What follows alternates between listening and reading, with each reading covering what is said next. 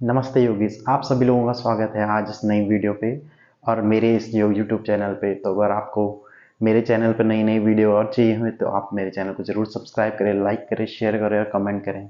तो चलिए आज हम नई वीडियो लेके आए हैं। तो आज नई वीडियो के बारे में बात करेंगे।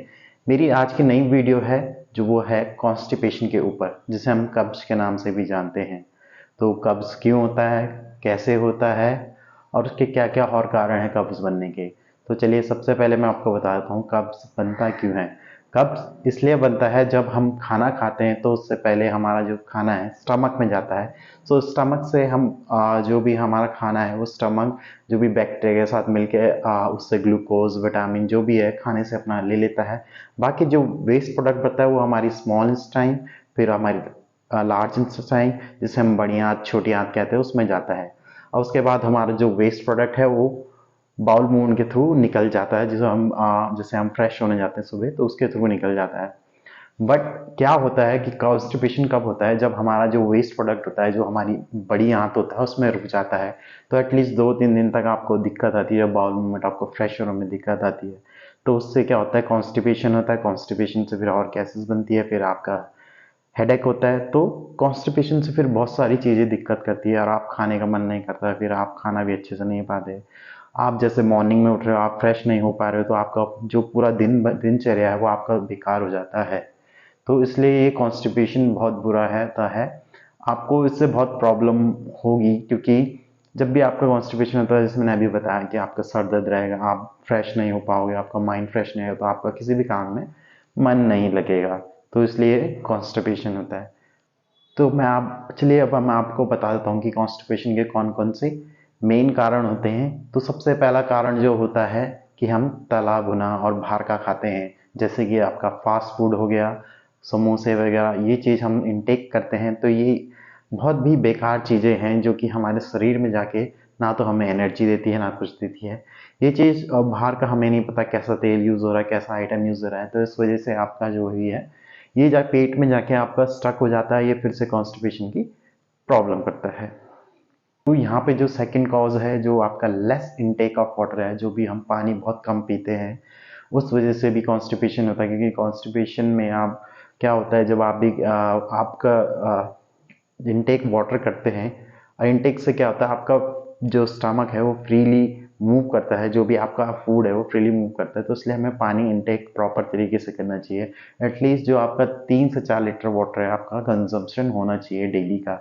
अगर आप वाटर इनटेक नहीं करेंगे तो आपका जो भी वेस्ट प्रोडक्ट है वो आपके पेट में रहेगा, इस वजह से आपको अगेन कॉन्स्टिपेशन या कब्ज की।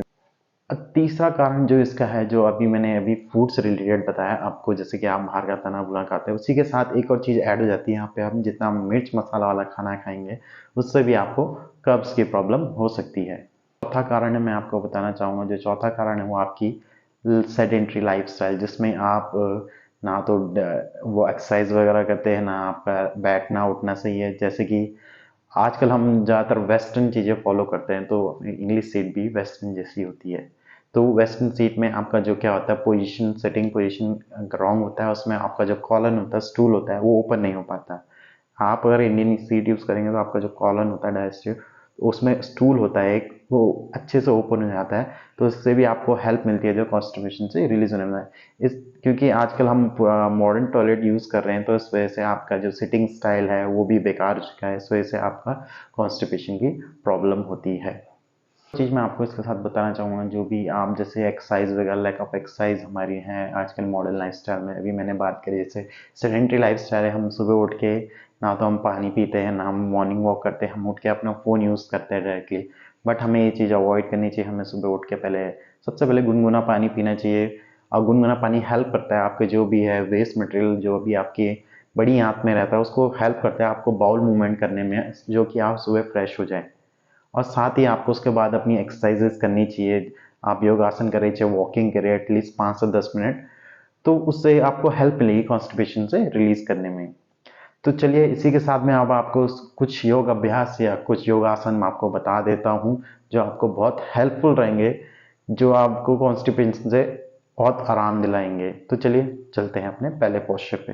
तो यहाँ से आपको क्या करना है, यहाँ से आपको उठना है और यहाँ से आपको मालासन में बैठना है।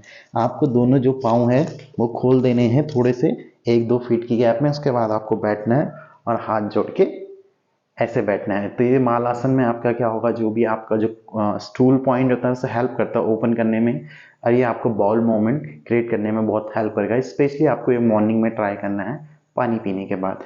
आप इस मालासन में एटलीस्ट 5 से 10 मिनट रहिए। अगर आप ऐसे नहीं बैठ पाते तो अपनी हिप के नीचे ब्लॉक या बोल्स्टर या कुशन या तकिया रख सकते हैं, या फिर आप हील को उठा के यहाँ कुछ रख सकते हैं, तो आपको बहुत हेल्प मिलेगी। तो चलिए इसी के साथ हम दूसरे पोस्चर पे चलते हैं जिसका नाम है नौकासन। तो नौकासन में आपको क्या करना है, पहले आपको दंडासन में बैठना है, कमर गर्दन सीधी रखनी है। उसके बाद दोनों घुटने मोड़ने हैं, यहाँ से थोड़ा सा पीछे लीन करना है और यहाँ से दोनों लेग स्ट्रेट करनी है और दोनों हाथ साइड पे ले लेना है। तो इसका हम नौकासन या बोट पोज भी कहते हैं। तो आपके यहाँ एटलीस्ट पहले शुरू 5 से 10 ब्रेथ आपको होल्ड करना है। अगर आप 10 ब्रेथ नहीं कर सकते तो 5 काउंट या 5 ब्रेथ होल्ड करिए, ठीक है। उसके बाद आप आराम भी कर सकते हैं और फिर 10 ब्रेथ जा सकते हैं। अगर आप अपनी टांगे सीधी नहीं रख पाते, अपनी कमर हंच करें, तो आप नी बेंड करके ऐसे भी कर सकते हैं। तो आपको इस पोजीशन को कम से कम 5 से 10 सेकंड होल्ड करना है और वो भी 8 से 10 बार करना है, ठीक है। फिर ये आपको बहुत हेल्प करेगा आपकी जो कॉन्स्टिपेशन की प्रॉब्लम है उसमें रिमूव करने में। तो चलिए यहाँ से मूव करते हैं हम तीसरे आसन पे जिसका नाम है उत्थान पादासन।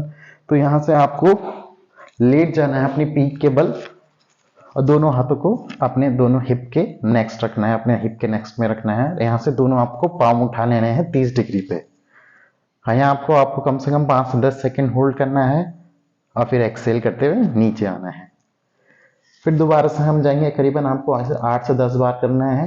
मैं आपको एक और बार दिखा देता हूँ कैसे आपने करना है। यहाँ से दोनों इनहेल करते हुए दोनों टांगे ऊपर और कम से कम 5 से 10 ब्रेथ, फिर एक्सेल करते हुए नीचे। तो ये आपका हो गया उत्थान पादासन। तो चलिए इसी के साथ मूवते हैं हम दूसरे आसन में जिसका नाम है पवन मुक्त आसन। तो आपको यहाँ से क्या करना है, इनहेल करते हुए अपनी राइट लेग बेंड करनी है और घुटने मोड़ देने हैं। फिर यहाँ से इंटरलेस करनी है और आपका जो शिन बोन है उसको पकड़ लेना है और टोस को अपनी तरफ खींच लेना है। धीरे से इनहेल करते हुए आपको अपने फोरहेड को अपनी नी पे ले जाना है। यहाँ पे आप करीबन 5 से 10 सेकेंड रहेंगे। इसको हम कहते हैं पवन मुक्तासन, एक पार्ट पवन मुक्तासन, और आपको कम से कम 5 से 10 सेकेंड होल्ड करना है।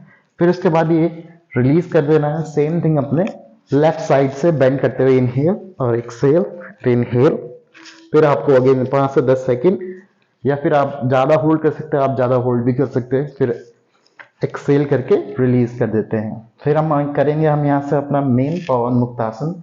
यहाँ से आपको दोनों घुटने को मोड़ना है और घुटनों को बेंड करते हुए छाती की तरफ ले आना है। फिर आपको इंटरलेस करनी है फिंगर और अपने छाती की तरफ लानी है, धीरे से उठाना है।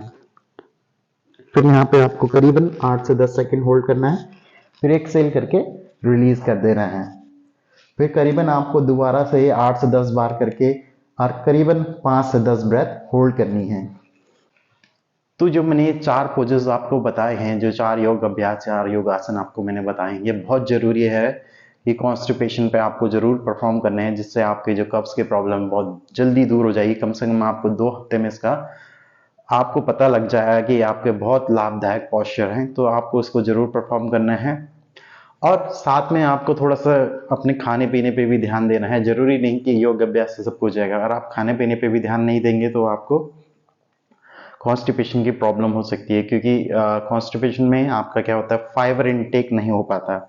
इस वजह से आपको कॉन्स्टिपेशन की प्रॉब्लम होती है। इसलिए हम कहते हैं कि आपको जब भी कॉन्स्टिपेशन होता है तो आप फाइबर इनटेक सबसे ज़्यादा करिए। उसमें आप जैसे फ्रूट्स हो गया, फ्रूट्स जरूर ले, रसीले फ्रूट जैसे सेब हो गया, संतरा हो गया, ये चीज़ बहुत हेल्पफुल होती है डाइजेशन के लिए। ये आपके जो भी है कॉन्स्टिपेशन की प्रॉब्लम है, ये आपके बहुत जल्दी ठीक कर देगी।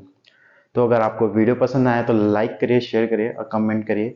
चैनल को जरूर सब्सक्राइब करिए। मैं मिलता हूँ आपको नेक्स्ट वीडियो पे। नमस्ते।